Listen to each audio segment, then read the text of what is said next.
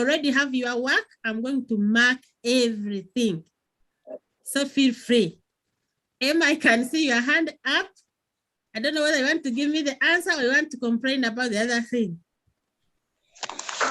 Let me first hear from Emma. Yeah, Emma. Emma?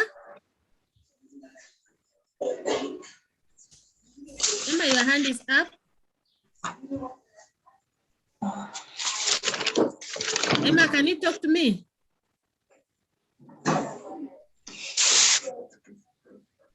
Emma, what is the problem? I raised my hand. If you're not answering, if you're not giving me the answer, you just put down your hand. So now we go to number 1, which is, what is a map?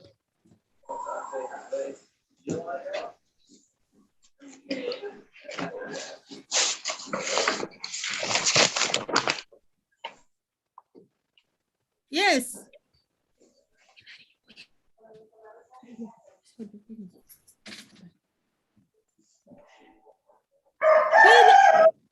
Hello? Yes, Tirabo.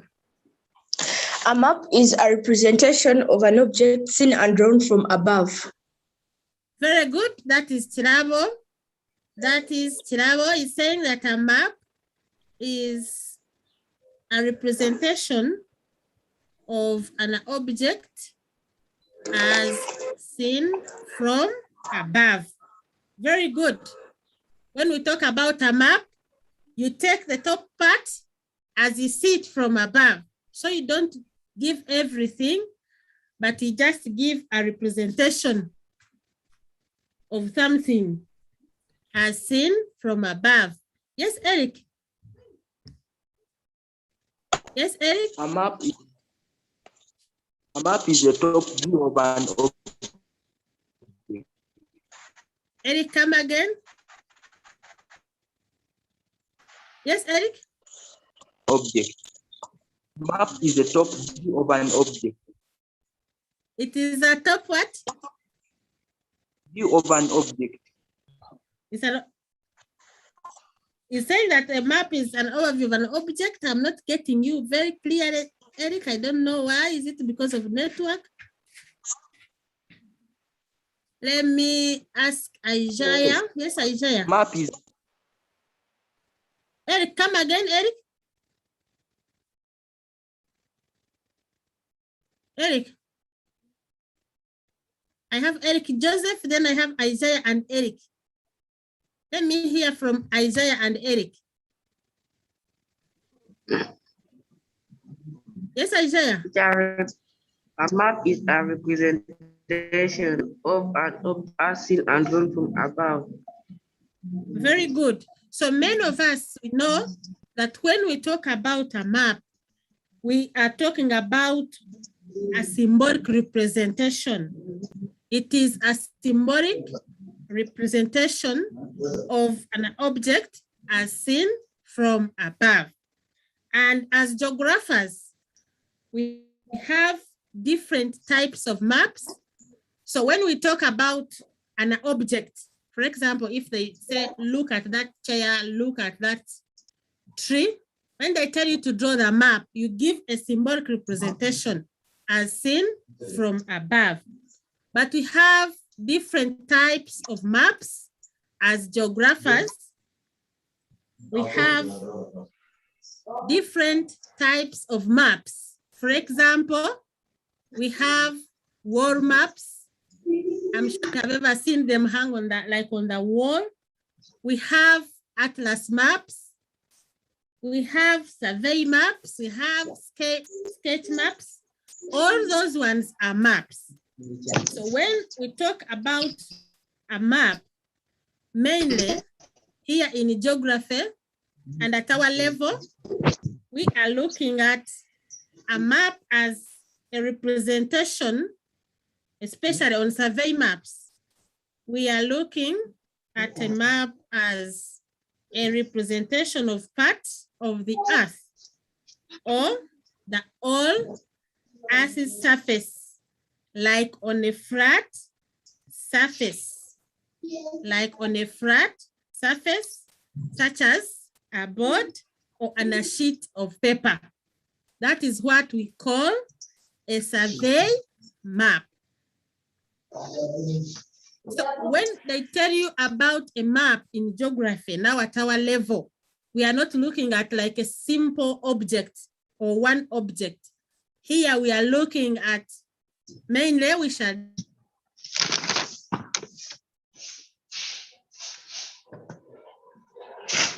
like a map of a place, and then you put in symbols to represent different features. So in other words, when we talk about a map at our level now, we are looking at maps as symbolic representation of a place. We have seen different maps, we have interacted with different maps, maps showing climate, maps showing physical features. So when we talk about a map, I marked your point as correct. A map is a representation of an object as seen from above. That is correct. When we are drawing maps, we don't draw objects as they appear, but we just give symbols. Are we together, members? Yes, so teacher. We are saying that features on a map are drawn on a plan, but not actual objects.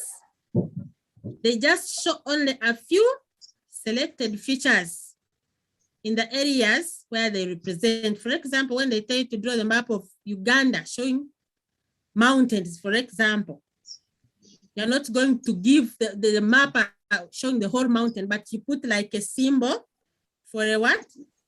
For a mountain. So when we talk about the map at our level, we are referring to the representation of parts of Earth or the whole Earth, like on a board or a sheet of paper. So many of you pass that one as a representation of something as seen from above. That was number one. Let me see, people have different answers. Yes, Arnold. Arnold?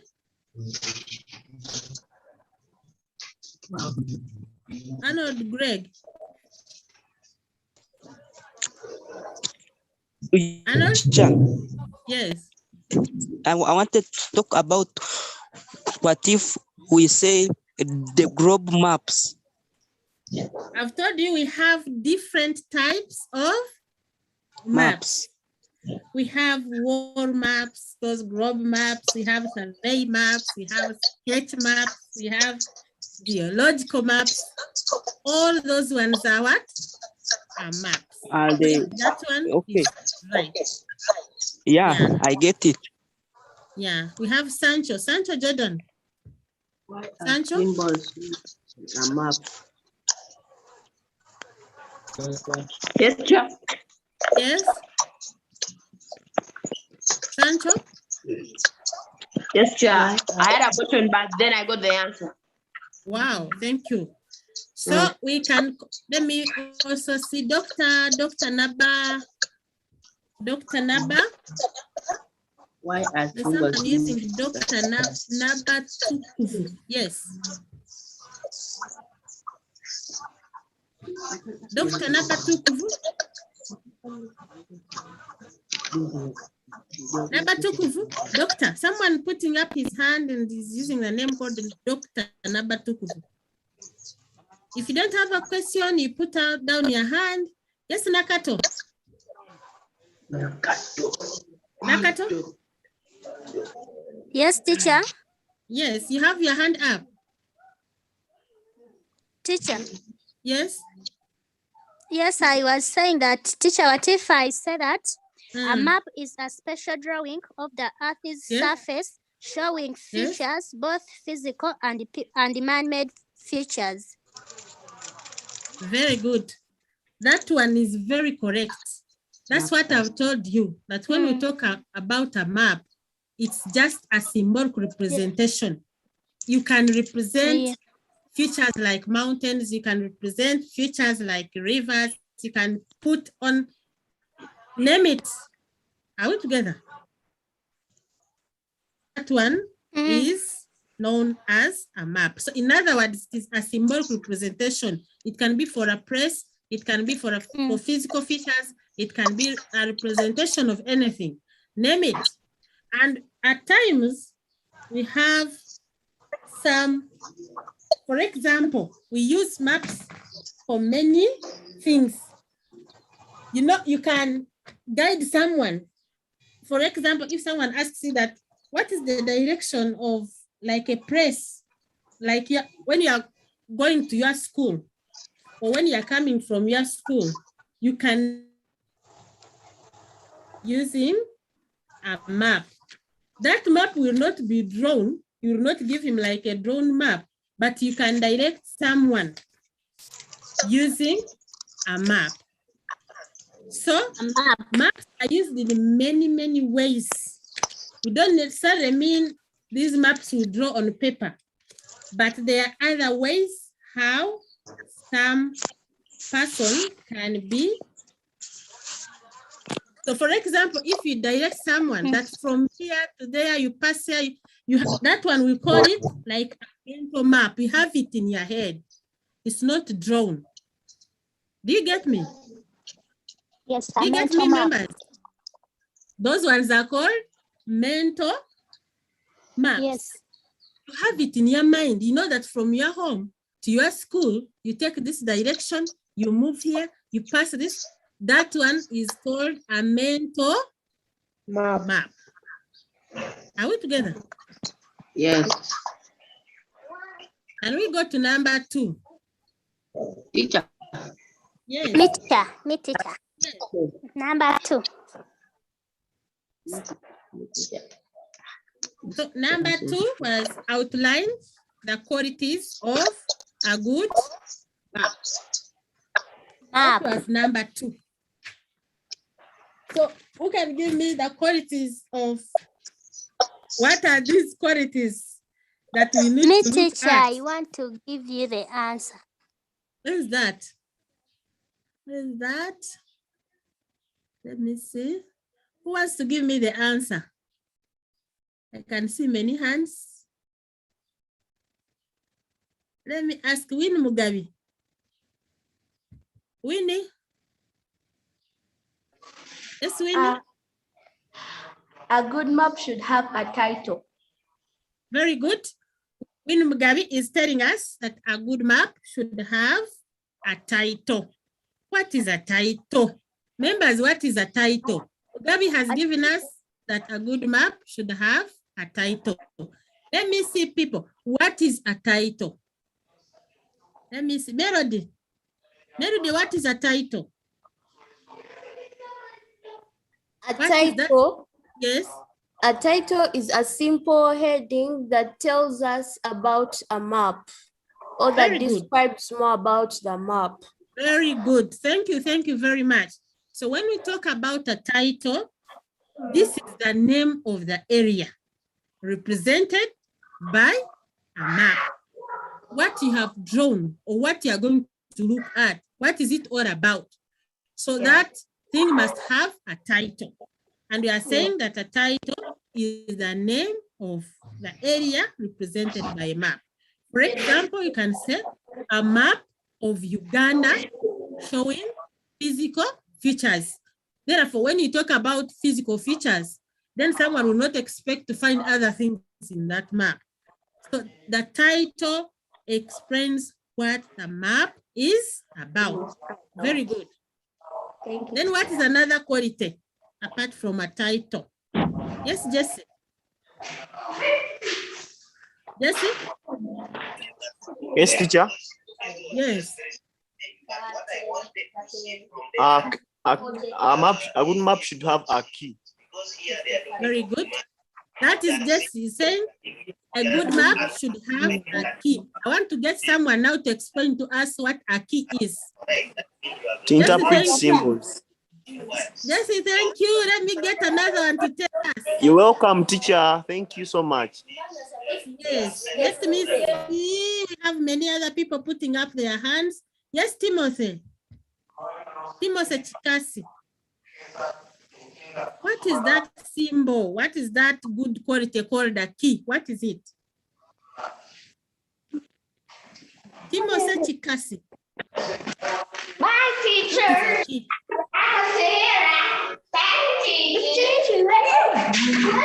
is a key?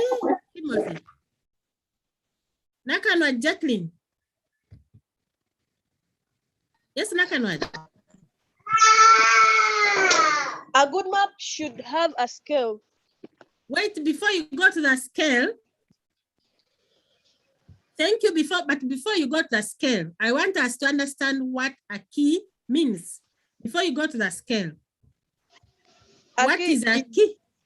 Is a table containing interpretation of map symbols.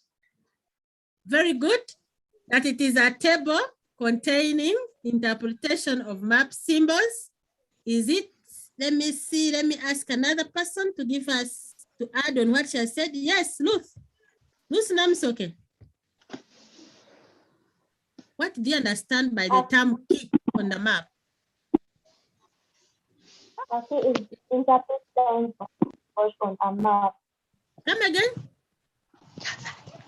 A key interpretation on a map. Very good. So when we talk about the quality of a key is used to explain any symbol used on a map.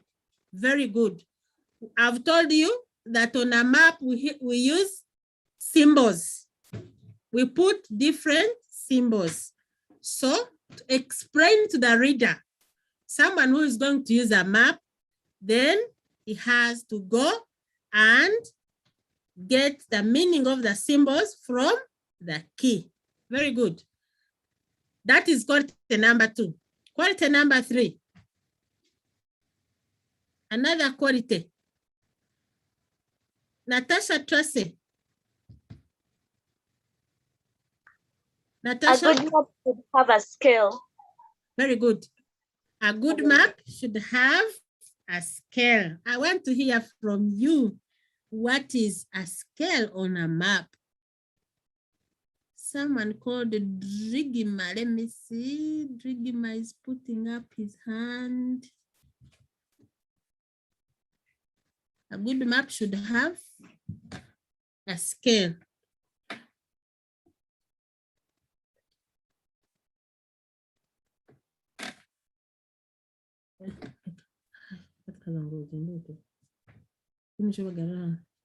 Let me see.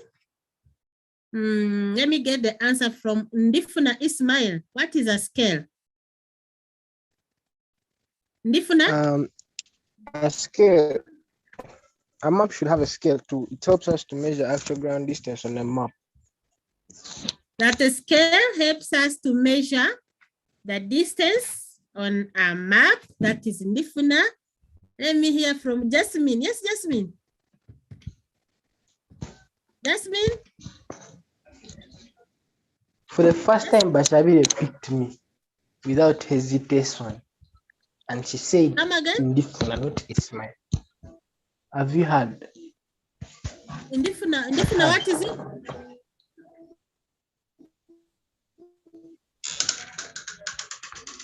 Winu Mugabe. Winu Mugabe, can you add on what Ndifuna has told us? Yes? What is your view?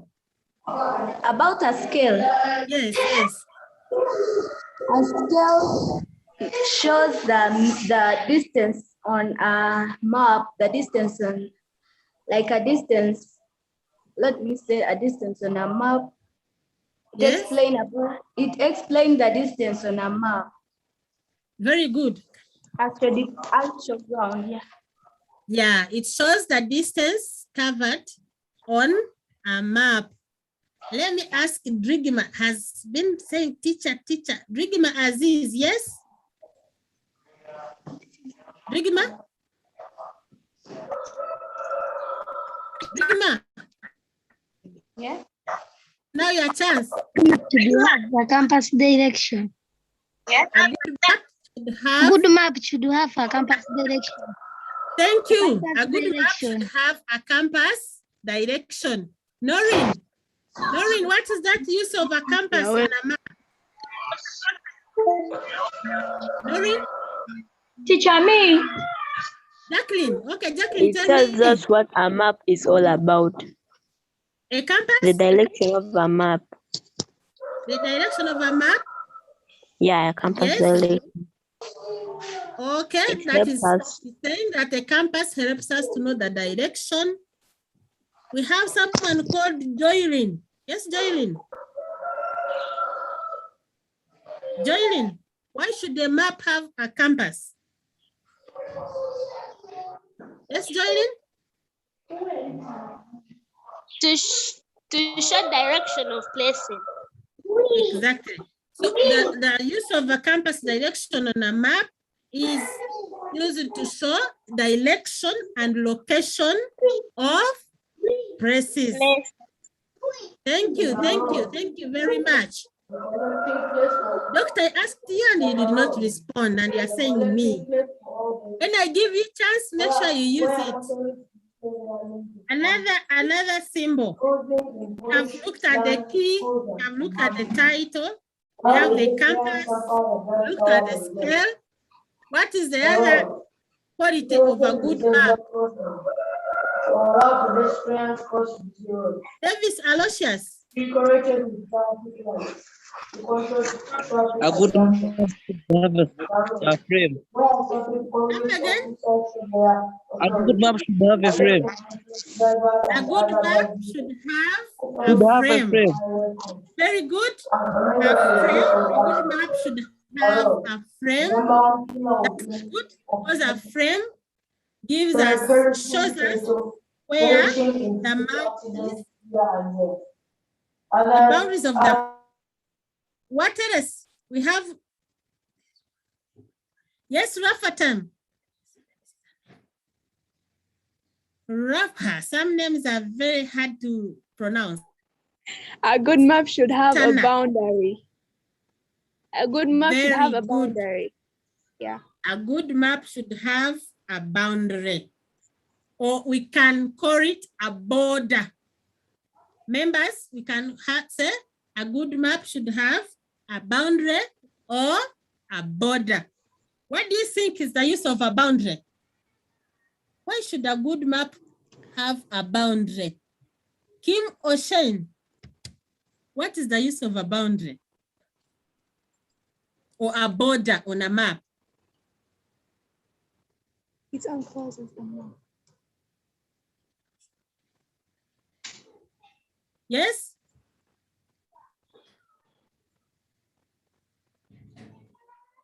But in such bracing. But in such. Yes, but in such. Yes, teacher. Yes. Teacher, a boundary encloses the map. Very good. A boundary encloses the map. I've told you we can call it a boundary or a border. Yeah. And the use of a border on a map is it identifies exactly where the mapped area stops. So you can easily tell that if this one is the map of Uganda, then this one is its boundary. Thank you. Yes. But as such is, you again have the answer.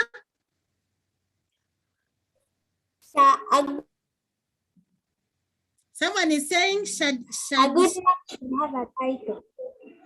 Should have a title. So we have said that among the qualities of a good map, we have the title, we have the scale. Shidishan is saying, Peter, I thought a boundary is the same as a frame. I'm really right. I'm saying you are very right. But you can put a frame and then even show the boundary.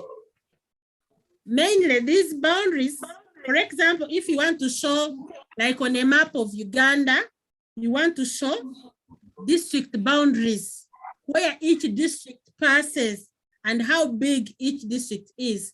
Those ones are called borders. Even where the map of Uganda passes, Those ones are called borders. Are we together? Yes. I want us to move to number 3. Melody has a question. Yes, Melody.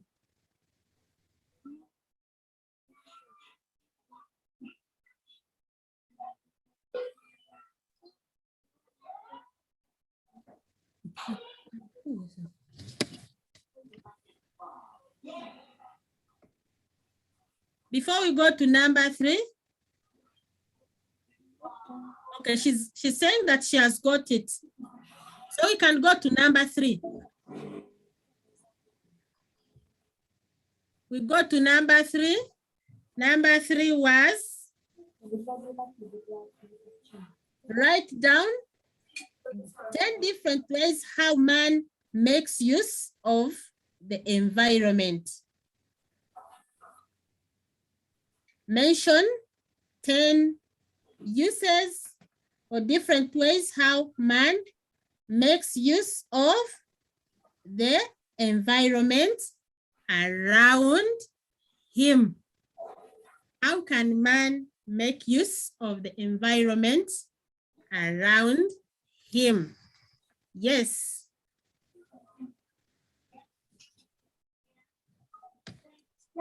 iPhone is saying, which lesson is this?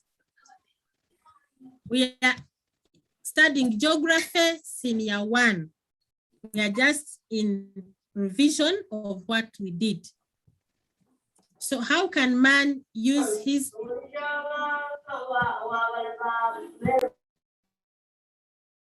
Some people are complaining.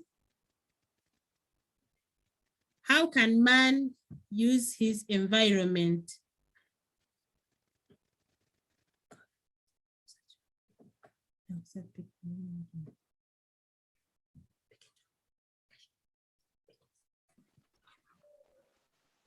Yes, someone called neurosurgeon. You have your hand up. How can man use his environment? Hello? Man uses the environment for industrialization. Very good. Man can use the environment for industrialization. Man can use the environment for industrialization. We have seen people putting up many industries, different industries, and people are using their environment. Yes? Gertrude. Yes, Gertrude?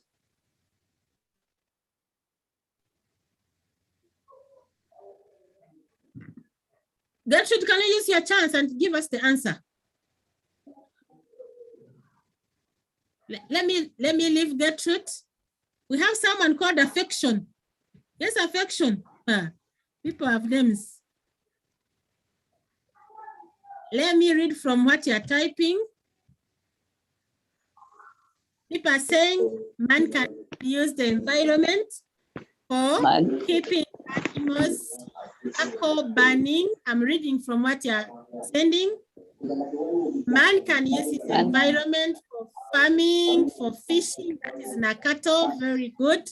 Man can use his environment for crop growing. Man can use the environment for settlement. Thank you. Man can use his environment for crop growing. For settlement again. Thank you. Then I will be saying for recreational purposes.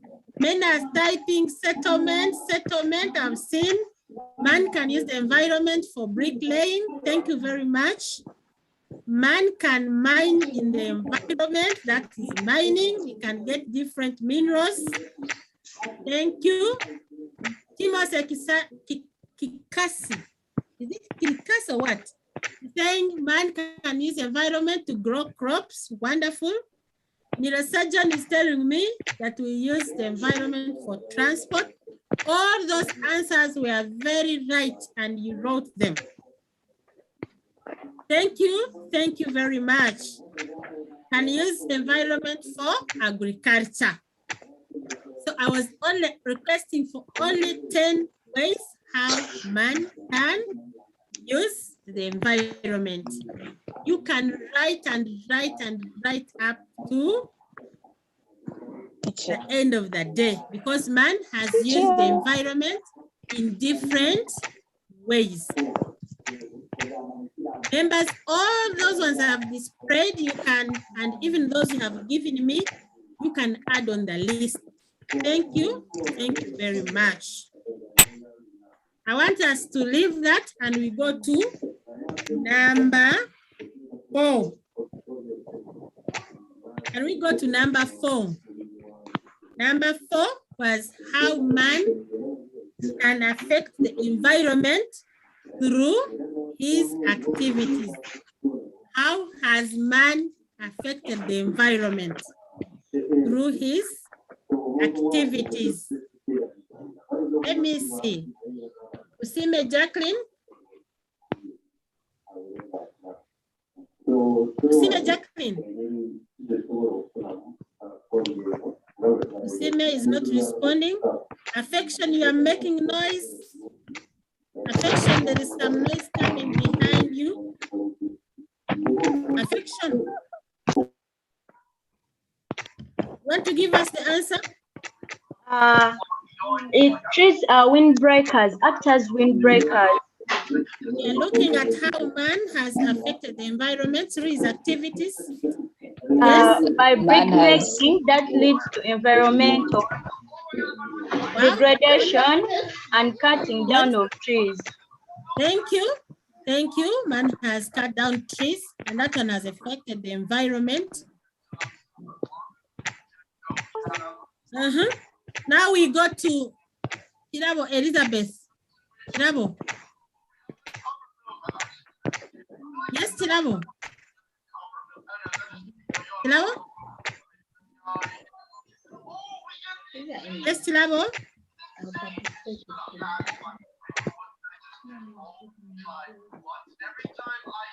Tirabo is not responding.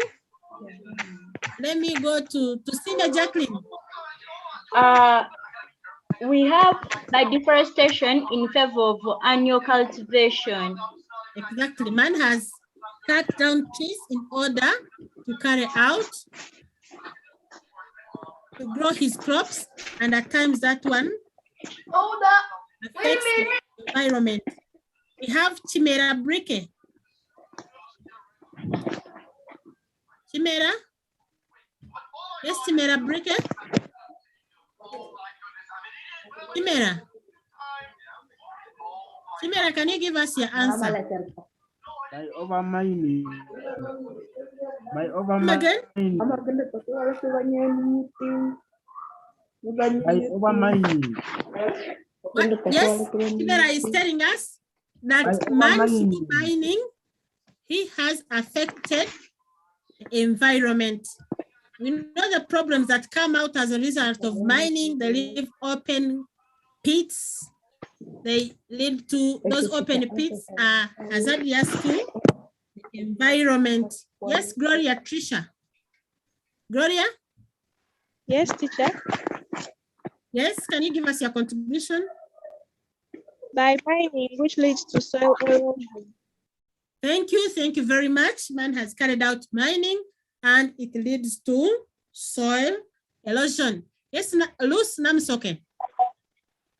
Luz Namsoke?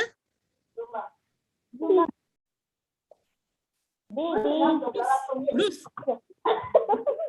Luz? Yes, Luz. Let me leave Luz. She's not responding. Yes, Luz? Environment when maybe man Luz has affects the environment when he carry out push. When? Man affects the environment when he carry out bush burning. Very good. Thank you, Luz. Man has affected the environment through bush burning. Many people carry out bush burning, especially those who want to plant crops, or those who want fresh pasture. They carry out bush burning. Yes. Man affects the... Jordan Sancho. Yes, Joe. Jordan? Yes. So I'm giving an answer for how man affects the environment through his activities. Yes. Through carrying out deforestation. Carrying out deforestation. What happens when he carries out deforestation? It leads to global warming. Yes. Wonderful. When man carries out deforestation, it leads to global warming. Wonderful. Yes, Elizabeth. Man affects the environment around him by carrying out bush burning. Yes, bush burning, thank you. It has already been mentioned. Then Bruno has said, due to demand for timber, lumbering leads to drought and leaving the land bare, and then hence soil erosion. Very good. Angelina has typed and said that man affects the environment through agriculture. That's an upgrade. Thank you, Bruno, for your contribution. Thank you. Through man's activities, he has affected the using M67, 67YM. Can you give us your contribution? Yes?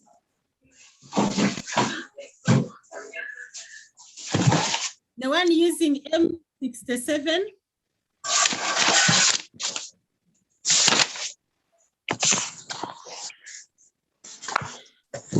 I will always rush to those people who use their names. Yes, I have.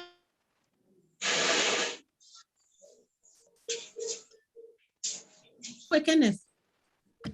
I have a Kenneth? Yes, I have it.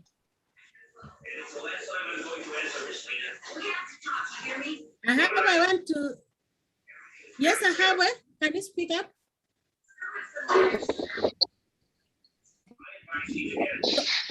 All those you have mentioned. Yes?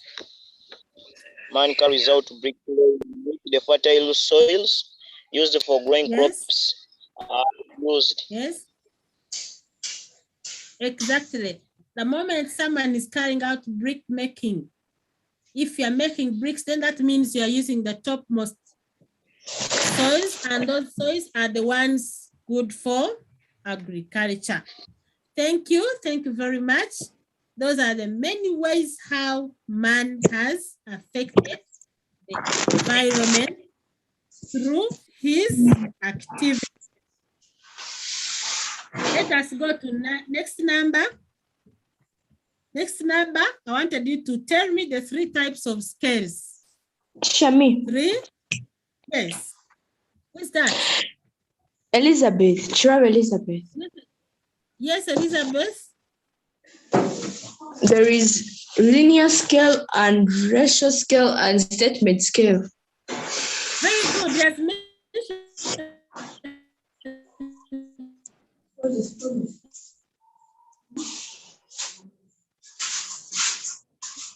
All of them.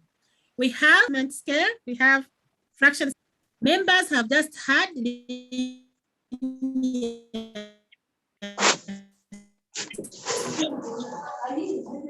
scale. Let me see. Gift list.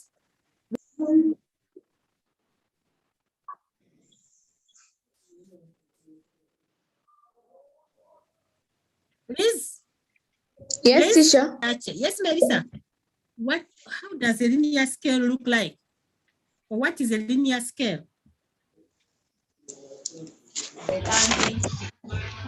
A linear scale, excuse me, teacher. Yes. A linear scale is this type of scale which has like 2 parts. There is the secondary part which is measured in meters. Yes. And there is the primary part which is measured in kilometers. Wonderful. So in other words, when we talk, thank you, Marissa. When we talk about linear scale. Let me hear from another person. Thank you, Marissa. Let me hear from Drigma Aziz. Yes, Aziz. Can you give us more light on a linear scale? Yes, Liz? No. I'm asking Drigma. Timera Brike. Yes, Timera.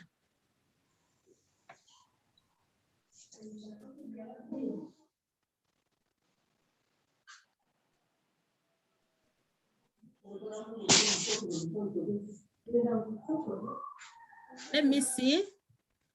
Okay, people are giving me types. We have, but when we talk about this scale, is expressed in form of a line. When you check on different maps, we have a linear scale, and it is in form of a line, which is subdivided, as Melissa has told us.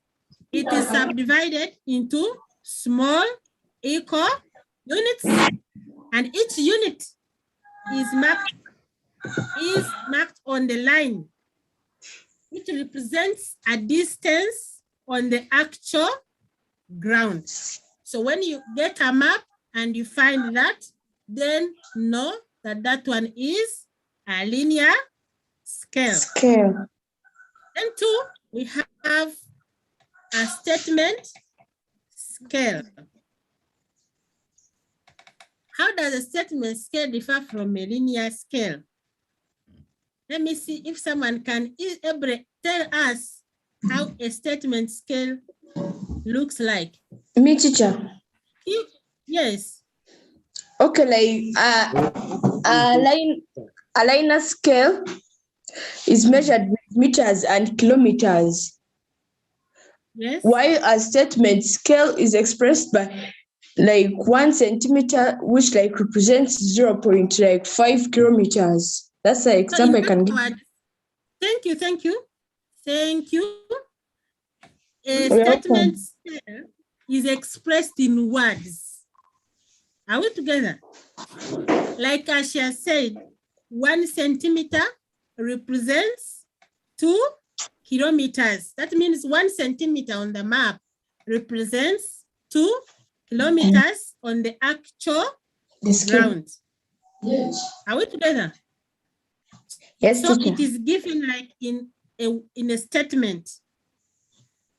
Then another type is the fraction or scale. Representative fraction, or it is sometimes called ratio scale. Very good. So this one, the distance on the map is expressed in form of a fraction or a ratio. For example, they will give you, like on a map, if you check on the map, like that 1 centimeter on the map represents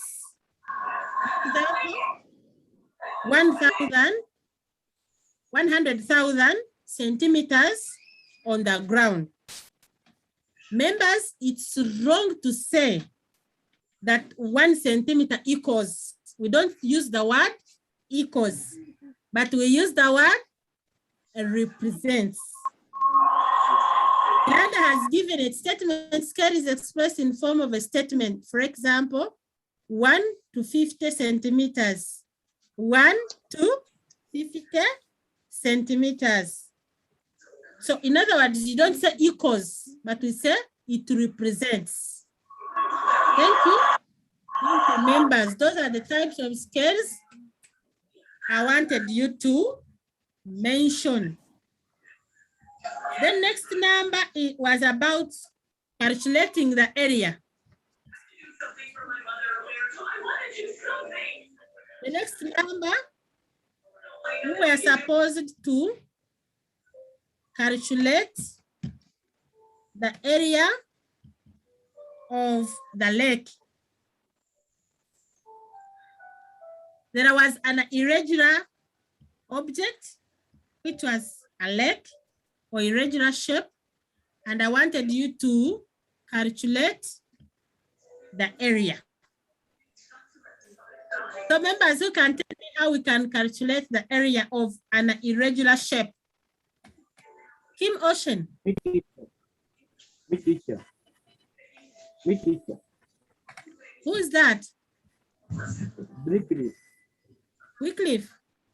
Okay, Wycliffe, you tell us how we calculate the area of an irregular shape. Area is equal to complete square plus incomplete square. Speak up. I want members to get it, yes? 26 plus area. Yes. Is equal to complete squares. Yes. Plus incomplete squares over yes. 2, which is equal to 26 plus 22 over 2. Yes. Is equal to 22. 26 plus 11, which is 37. You just stop at 37? Come again? Kilometers. 37 yes. Kilometers squared. Thank you very much.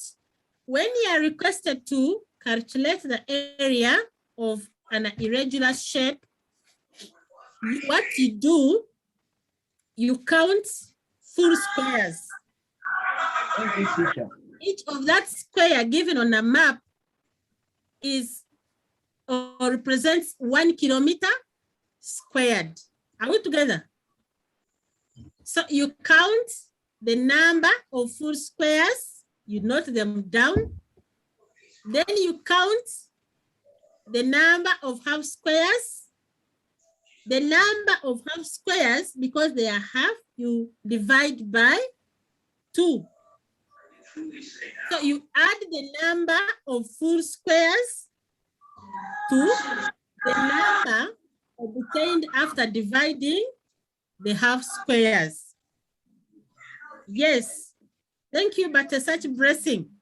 That is how it is done. Then you multiply by 1 kilometer squared, because each square on a map represents 1 kilometer squared. So for our case, there are 26 full squares plus 22, which were halves, divide by 2, and then the answer was 37 kilometers squared. And that is the formula. That is the formula of looking for the area of an irregular shape. Thank you, members. Some people are sending it on the chat and they are giving the right answer. Thank you, members, you did it well. Full square. It is full squares plus half square divided by 2. Melody is saying that she has not understood. Let me repeat it. Melody, when we are looking for the area of an irregular shape, we first count. Resta has not understood. Let me repeat it. I have said that when you are looking for the area of an irregular shape, this is how you do it. You first count the full squares. Members, if you can remember, the length that I gave you had squares inside it. Some were full, some were halves, and even some were quarter, but we just count them as halves. The moment it is not a full square, we take it to be a half. So what you do, you count full squares. Then after getting the number of full squares, you write it down. You go and count the half squares. How many halves are there. After getting that number, assume you find that the halves are 22. You divide the number of the half squares by 2. Reason? Because it was not a full square. So, after dividing, you add the number of the full squares and the number obtained after dividing the half square. And you give your answer in kilometer squared. So those who got 37, 38, I all marked you. Ashawa, have you heard? Ashawa Julius.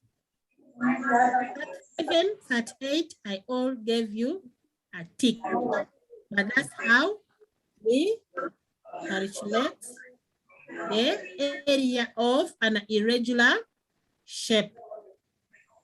I want us to go to the last number. I want us to go to the last number. And the last number was define the term weather. Define the term weather. Who can define for us weather? Sancho. Yes, Sancho. Yes, Sancho. What is weather?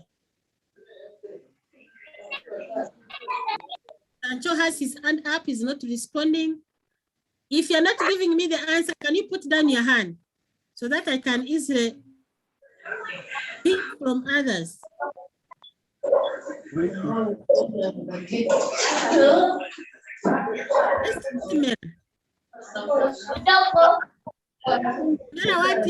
What is defined for us weather?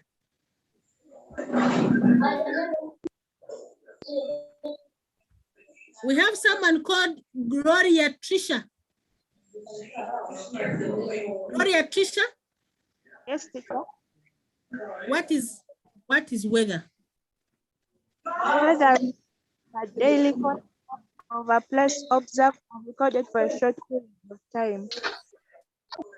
Yes, weather is the daily condition of a place for a short time. And I told you, weather changes from time to time. It changes from time to time and from place to place. All of you passed that one, and I'm very glad. But then part B, I wanted you to name the instrument and then describe how it is used to measure the following elements in a weather station. And the first point was, the first element was temperature. So what do we use? Which instrument do we use to measure temperature of a place at the weather station? Mary, Angela, and Immaculate. Yes, Mary. When you give me the instrument, you tell me how it works. Yes, Mary? Teacher. Mary? Teacher. Rainfall. Yes. Kirawa Elizabeth? Rainfall is measured. We are on temperature. And Nakanwaj has given us the answer.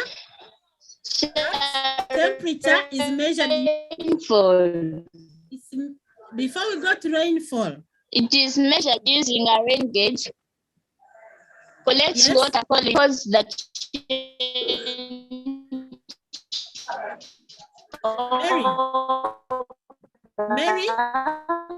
Mary has a problem of network. In the rainfall,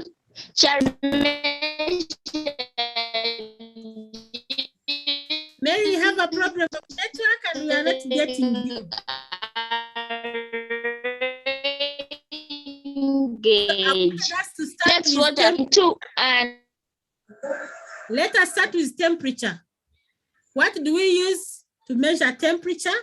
People are telling me thermometer, and that is correct. Merida is saying Miranda. It measures through a glass tube filled with material that expands or contracts as temperature rises or falls. So in other words, we use two liquids. We have material and we have alcohol. We use material to measure the maximum temperature as temperature rises. And then we have alcohol that is used to measure the minimum temperature. Very good. The second one was, we have sunshine recorder. We have sunshine. What do we use to measure sunshine? What do we use to measure sunshine? Who can tell me? Yes, Raftana. Raftana? We use a sunshine recorder. How does it work? Sunshine recorder, yes.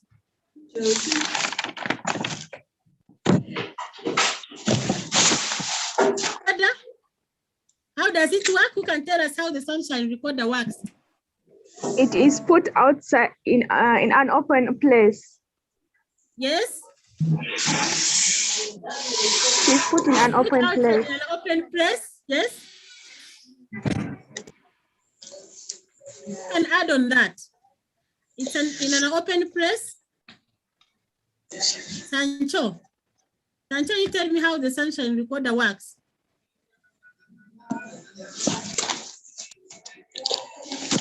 Yes?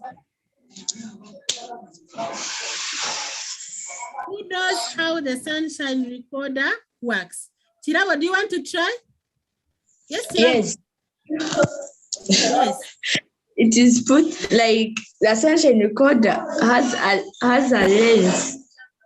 Has a lens inside itself that pulls the sunshine directly to the direction where the sunshine is shining. That helps to measure the amount of sunshine received in that particular area. Okay. Thank you, Shilabo. Yes, thank you, Shilabo. Welcome.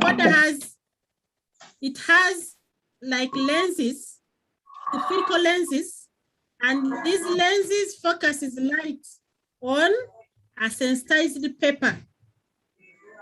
The moment it shines outside, the paper burns. Are we together? The paper burns, and when the sun is shining across the scale, then at the end of the day, the card is taken out, and the length of the burnt card interprets the hours and minutes to get the total amount of sunshine received on that day. That is how a sunshine recorder works. Then we have the rain gauge. We have the rain gauge. How does it work? Who can tell us how the rain gauge works? Excuse me, teacher. Yes? Excuse me, teacher. Yes, you tell us. I'm telling you how the rain gauge works. Yes, Sancho. Yes, teacher. Yes. The rain gauge works. Yes. Come again. The rain gauge works by. Wait, let me see. Yes, you try. The rain gauge works by. Yes. Checking the. Excuse me, teacher. Yes. The water that is collected in the measuring cylinder. Yes. When the water is collected in the measuring cylinder, what happens? Excuse me, I can add on his point. Yes, you add on. Okay, generally, the rain gauge is placed 33 or 32 meters above the ground. Very good. To prevent the stagnant water from entering into it that may cause wrong readings. That's how we use the rain gauge. Yes, thank you. They are trying to avoid the pressure from the ground. That's why it is placed some meters higher than the ground. You're right. So in other words, the rain gauge contains, like, you can use a glass, you can use a transparent plastic jar. So when water collects in the funnel directs it into the jar. Are we together? Yes. The funnel directs it into the jar, and then after 24 hours, the rain gauge is open, and then the water that has collected is powered into the jar and read from the measuring cylinder, because that jar has units. Are we together? And the amount received is measured from the scale. And of course, you know that water is measured in millimeters. And that is how they record the rainfall of the day. So members, I want us to stop here. I want to thank you. Those I have not marked, I'm going to mark and send your work. Thank you very much. We shall add on that next week. Excuse me, teacher. Yes, who is that? It's Elizabeth, Sure, Elizabeth. Yes, bravo. Okay, the thing is that I failed number 5 only. Yes. But you gave me 68, 63. I failed number 5 only. 5? Yes, but you gave me, it was about the area of the lake. The area of the lake? And you gave me 60, I gave you 63. Not you, that one is a lower mark? Yes. Elizabeth. Yes. Elizabeth, I was looking at many things